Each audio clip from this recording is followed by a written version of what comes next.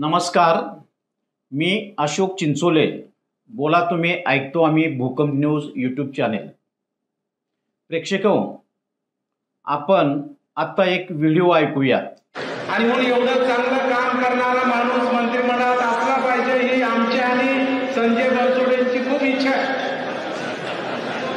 आणि म्हणून मी पलीकडून बसलो, संजय बनसोडे अलीकडून बसलेले आहेत आणि गरज पडली तर जब्बार पटेल कानात सांगायचं बसलेले आहेत. त्यामुळं हा योग सुद्धा लवकर यावा आणि सांस्कृतिक कार्य विभागाच्या मंत्र्यांनी हा फेस्टिवल आयोजित केलाय असा योग लातूरकरांना बघण्याचा यावा अशी श्रीच्या चरणी मी अपेक्षा व्यक्त करतो. ती कसं येणार हे तुम्हाला सांगायची गरज नाही. तुम्ही सुद्धा सगळे त्याची वाट बघताय की बाह्य कधी उडी घेत आहे. त्याच्यामुळं निश्चितपणानं तो योग येईल अशी अपेक्षा मी या निमित्ताने व्यक्त करतो. एका कार्यक्रमामध्ये राष्ट्रवादी काँग्रेसचे आमदार असलेले, विधान परिषदेचे सदस्य असलेले विक्रम काळे यांनी एक विधान केलं. निमित्त होतं लातूर येथे एका फिल्म फेस्टिवलच्या कार्यक्रमाचं.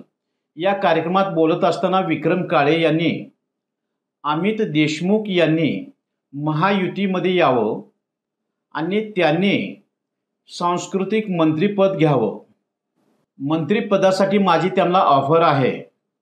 माझीच नव्हे तर मंचावर उपस्थित असलेले माजी मंत्री संजय बनसोडे यांची देखील त्यांनी उल्लेख केला आणि त्यांची या प्रकाराला मान्यता आहे किंवा संमती आहे असं त्यांनी सांगितलं.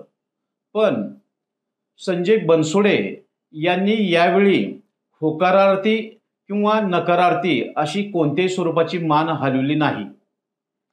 हा व्हिडिओ ऐकल्यानंतर असं वाटतंय की लातूरच्या देशमुख कुटुंबियाचंच एखादी असं काही प्लॅन आहे का की सतत आपण चर्चेत राहणे किंवा अशा प्रकारच्या चर्चा सतत घडवून आणणे असं असावं असं एक वाटतंय.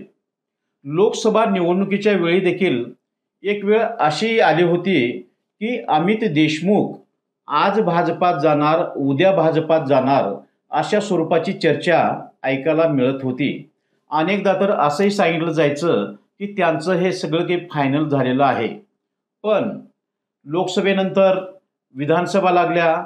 विधानसभानं निकाल पाहता यात काँग्रेसला मोठं अपयश या राज्यामध्ये आलेलं आहे. त्यानंतर सतत की अमित देशमुख यांनी मंत्रिमंडळात जावं किंवा सत्तेत सहभागी व्हावं असं त्यांचे समर्थक म्हणत आहेत. लातूरच्या एका कार्यक्रमामध्ये राष्ट्रवादी काँग्रेसचे विक्रम काळे यांनी सरळ अमित देशमुख यांना महायुतीत येण्याचं निमंत्रण दिलं आणि सत्तेत सहभागी होण्याचं निमंत्रण दिलं. विक्रम काळे यांनी हे विधान कोणत्या बळावर केलं हे काही माहिती नाही. विक्रम काळे तसे 4-5 वेळा आमदार म्हणून निवडून आलेले आहेत आणि ते प्रत्येक वेळी आपण मंत्रिमंडळात समाविष्ट व्हावं किंवा मला मंत्री करावं अशी अपेक्षा व्यक्त करतात, प्रयत्न करतात, पण ते कधी मंत्री झाले नाहीत. मग अशी त्यांच्याकडे कोणती शक्ती आहे की ते अमित देशमुख यांना महायुतीत या म्हणतात आणि मंत्री व्हा असं म्हणतात. तर असं वाटतंय की देशमुख कुटुंबियांच्या वतीनंच राजकारणामध्ये जसं एखाद्या खोल पाण्याचा अंदाज घेण्यासाठी खडा टाकून पाहिला जातंय आणि त्याचा येणारा आवाज आणि त्यात येणारे तरंग लक्षात घेऊन पाणी किती खोल आहे हे पाहिलं जातं.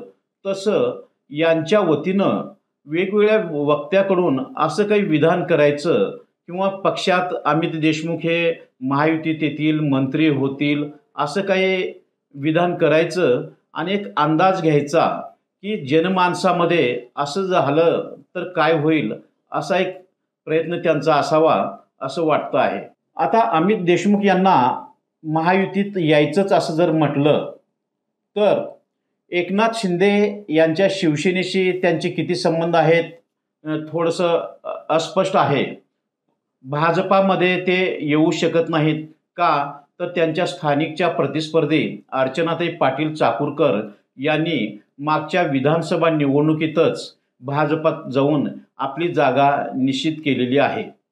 आता एक शक्यता अशी असू शकते की अजितदादा पवार आणि अमित देशमुख किंवा देशमुख कुटुंबीय यांचे राजकीयदृष्ट्या संबंध अत्यंत चांगले आहेत.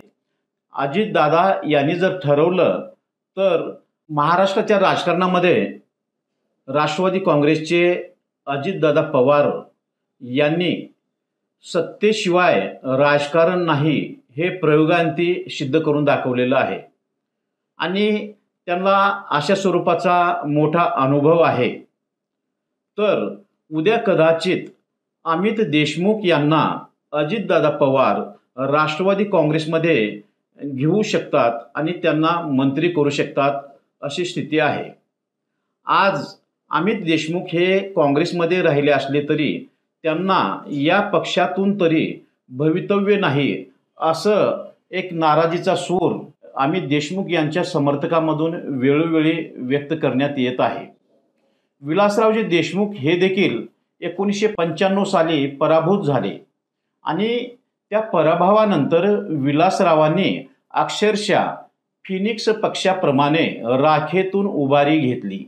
ते त्यानंतर 2 वेळा महाराष्ट्राचे मुख्यमंत्री झाले. एवढेच नव्हे तर केंद्रात ते मिनिस्टर झाले आणि त्यांचा महाराष्ट्रातील बहुतेक प्रत्येक जिल्ह्यात एक समर्थक वर्ग निर्माण झाला. ते एक लोकमान्य नेते असे काँग्रेसचे ठरत होते. पण तसंच हे अमित देशमुख यांच्या बाबतीत सांगता येत नाही. अमित देशमुख यांनी आज जी महाराष्ट्रामध्ये पक्षाची जी वाईट अवस्था झाली आहे या अवस्थेला दुरुस्त करण्याचं काम किंवा दुरुस्त करण्याचं आव्हान अमित देशमुख यांच्यासमोर होतं आणि ते प्रयत्न करून पक्षाला उभारी देऊ शकले असते. पण तसं ते केले नाहीत.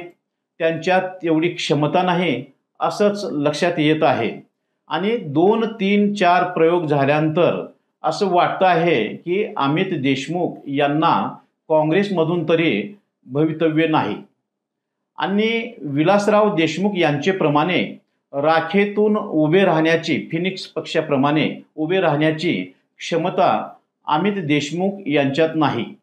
असं वाटतंय की असं व्हायला अमित देशमुख हे काही विलासराव देशमुख नाहीत अशीच आज एक चर्चा चालू आहे.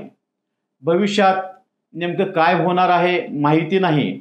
पण आज मितीस अमित देशमुख यांनी कुठल्याही परिस्थितीमध्ये महायुतीत जा किंवा एखाद्या दुसऱ्या पक्षात महायुतीतील घटक पक्षात जा पण सत्तेत जा असा एक मानणारा किंवा अशी अपेक्षा व्यक्त करणारा त्यांचा एक समर्थक वर्ग आहे.